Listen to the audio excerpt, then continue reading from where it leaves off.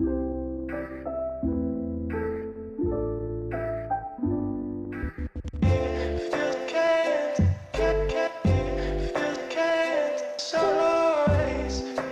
guys, my name is Maggie and here are some care tips for the Philodendron Gloriosum. They produce these massive heart-shaped leaves which are velvet to touch and have incredible cream-colored veins that run along the middle of the leaf. Firstly, let's talk about the soil and how to pot them up. The soil needs to be well draining and high in organic matter. My go-to is to use a cactus or succulent mix with a handful of perlite and chunky bits of bark or charcoal. In nature, this plant is a crawler, which means the plant stem grows horizontally along the forest floor. So, here is my rudimental drawing of the Philodendron Gloriosum with the growing stem. New leaves are produced at the tip, so technically it grows horizontally in one direction, in contrast to plants which like to climb up tree trunks. The Philodendron Gloriosum is a crawler, which means the stem lays on top of the soil or is only superficially submerged in the ground. Despite the large and heavy leaves, the Philodendron Gloriosum has a fantastic root system that anchors it and prevents it from toppling over. When it comes to potting them up, you'll have better success by trying to simulate this. Get a decent sized pot with drainage holes. Position the stem horizontally and off center so the tip has some room to grow forwards and produce new leaves. Don't plant the growing stem too deeply within the soil. If you're worried about the plant toppling over, provide some support with twine and chopsticks from takeouts. Within a few months, once the roots anchor the plant properly, you can remove these chopsticks.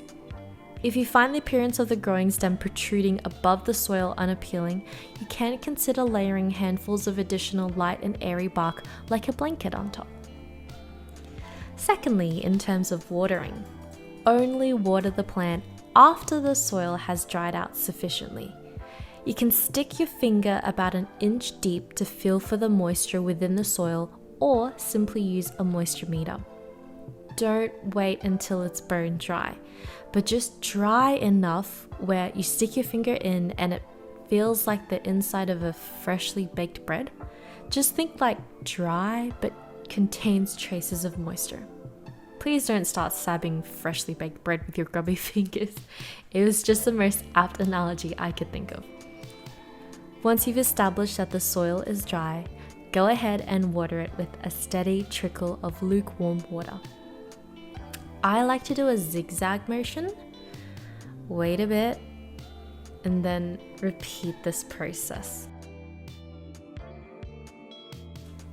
until I can see droplets of water coming out of the drainage holes from the bottom of the nursery pot.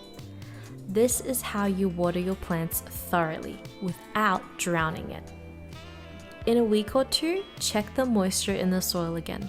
Determine if the soil is sufficiently freshly baked bread dry before you water it thoroughly again.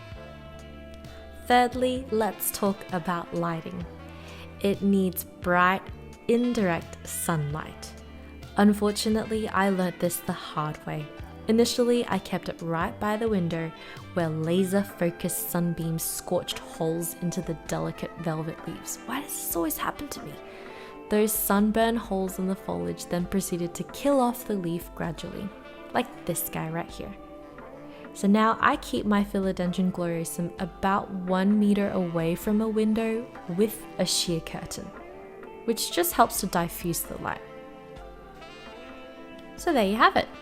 Some key tips to taking care of the Philodendron Gloriosum. I hope that was informative. If you'd like to hear more weird but relatable analogies of poking freshly baked bread, don't forget to hit like and subscribe, or let me know in the comments which is your favorite big-leafed plant. Bye!